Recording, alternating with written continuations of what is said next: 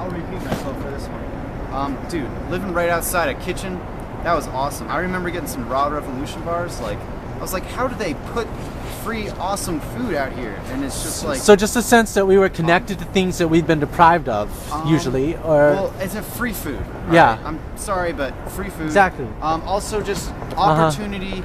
Well, all right, being in a really... It's basically like being at the hub of a cultural revolution. Right. And being able to meet such a freaking diversity of people. I actually saw people briefly who I knew from Omega Institute. Popping by. It's so amazing, like when somebody's there, they're like, oh, I just happened to show up, and it's like, hey, yeah, I'm occupying here, and like you just meet so many amazing people. I met Gregory there. I met I met so many cool people there. So the people you meet, the food, the teach-ins, the opportunities to volunteer, and just being at the heart of a social movement and then occupying that space, that's like that's pretty intense. So I mean, it speaks for itself. Like, it's too bad we didn't get like more footage. I'm sure there's like a good amount out there. They could have done better. I feel the same way. A lot honestly, of people. That's something that will live in the hearts and minds and memories of the people who were there. And I'm proud and blessed to be, to have that memory of like I spent several weeks occupying in a tent at Occupy Wall Street, and it was the shit. It's never happened before. Nothing like that. Yeah, dude. Since Hooverville. Yeah, and I was actually thinking like a few times I brought back the water from McDonald's. Just think like, the water bearer, Age of Aquarius, like, what's a simple thing to do for people? Bring water to the How did you do that? Where'd you fill it up? McDonald's. Like, I walked up there, I had to figure out like what the best place, and walk up to the chalet, whatever. The second floor. Yeah, second floor. Right. And, just done good, dude. It felt really good just to be part of something where I'm just bringing people water. Right. Something as simple as that. And there's so many ways to get involved, and now it's kind of scattered where it's kind of hard to get involved unless you go online and figure that out, or meet the people on the street. But there it was like 24/7, and it was kind of like a little circus, and it was cool. Like people, like tourist people or like families would be there just like checking it out for the first time, being like, "What is this?" And you can kind of like help them by showing them around and pointing them to like different stuff that's going on. Comfort. That was the bomb. I remember getting free like new clothes that like I actually needed. Some people would come in and jack the comfort stuff because they're just like, oh, free clothes, free for all, and that's kind of the wrong spirit. It's really more like take what you need but give what you can. And I remember one of your other questions that I'm looking forward to, something like what do I want to see there now, or what would I have liked to see? Right. You can move on to that if you want. Well, I'm working on something that basically I call MORPH, standing for Mobile Occupation Resource Presentation Hub. And if you check this out, this is sort of MORPH in the making. Right. I got right here. I got. I'm really worried about the sound. I don't know the sound quality. Occupy Wall Street literature. I got superfoods, and I got miscellaneous goods to share with people. But what I would like to see actually now in the park is like a booth, like an information booth or like a kiosk type thing, where we get like Screen Printers Guild's shirts and stuff, Knitters Guild stuff, yada yada. We got the info and food and like a refrigerator. Like we need a place that's like officially like okayed, so that we can actually have a constant 24-hour presence there again.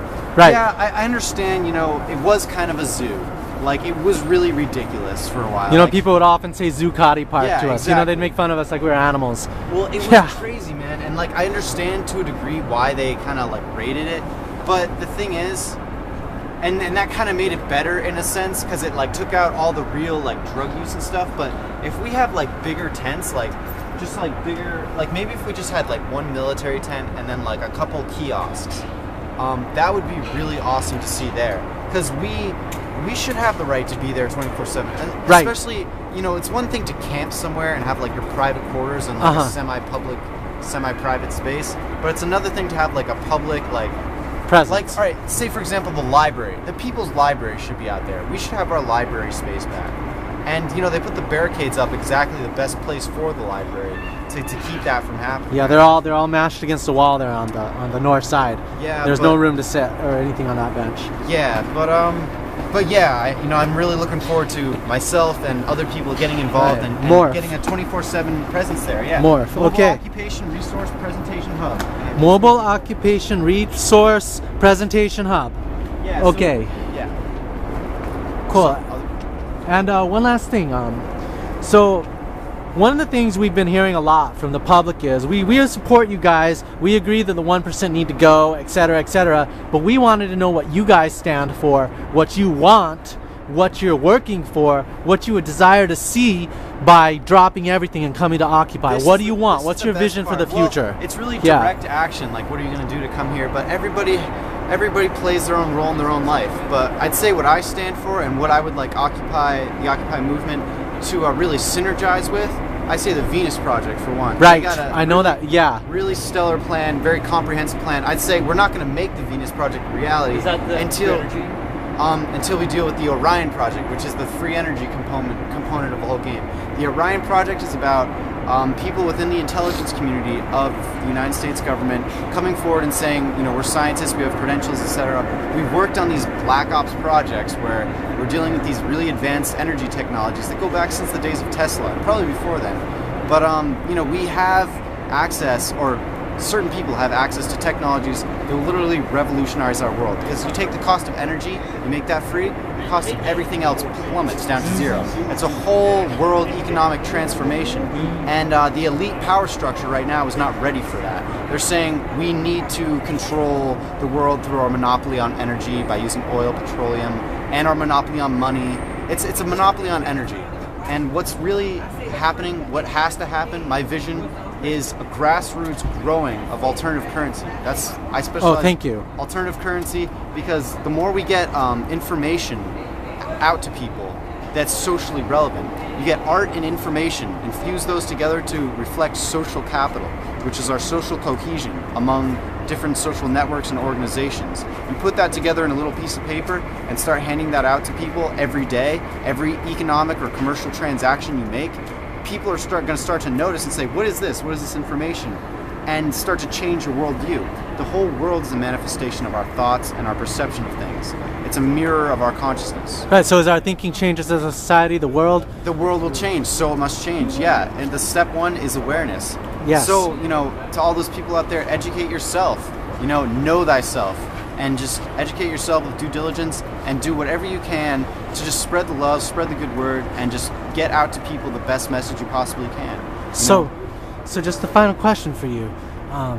If everyone changes their thoughts, if everyone's minds come better, what would the world be like? I mean, just picture it. Try to explain. What kind of world do you think we'd have? It's all a matter of what you're thinking of, because a lot of this 2012 stuff, like remember one of those documentaries, this psychic woman said, like, she had a vision that the world literally split into two parts. Like, right. And I think some people who maybe can't get with the new paradigm are going to be caught in like an old world that they're trapped in. But the thing is, we're only limited by our imaginations, and like we could create whatever kind of world we want. And I think a lot of us are ready to envision an amazing world. Exactly. So like crazily abundant, like even more than the Venus Project. Try to describe that as best as your vision has been. I'd say like a huge, like, imagine the Zeitgeist logo with the Earth like beaming with light. It could be like that. We could have coral reefs inhabiting like massive portions of the ocean. We could have floating cities. You can plant coral reefs. They sunk concrete statues, now coral grows all over them. Yeah, dude. Yeah, so a bunch of coral reefs, a bunch of like all the deserts are like made into tropical rainforests. The Earth is just thriving, and then we have this extremely advanced species and society that actually it's an extraterrestrial hub. We have a bunch of extraterrestrial family on Earth coexisting together. We have, different kinds of time travel, and all sorts of psychedelic use. And we can use bioengineering to make crops grow in different climate zones. So you can get like cacao genes and put them in something that grows up north in North America, so we won't have to import cacao. It will like totally restructure the entire economy. Totally sustainable eco-farming. Totally sustainable, like, just extremely awesome biodiversity. Humanity with extremely advanced technology, working with extraterrestrials at the same time, making just like a planet of love and coexisting with nature in a state of dynamic equilibrium that's just amazing. It seems like a completely new world. You can grow crops in spirals. Because that would be the shit. Yeah. Thanks, guys. One more thing. We should grow our city out using the Fibonacci spiral. We should start at Zuccotti Park and go like this and make hubs. And then encompass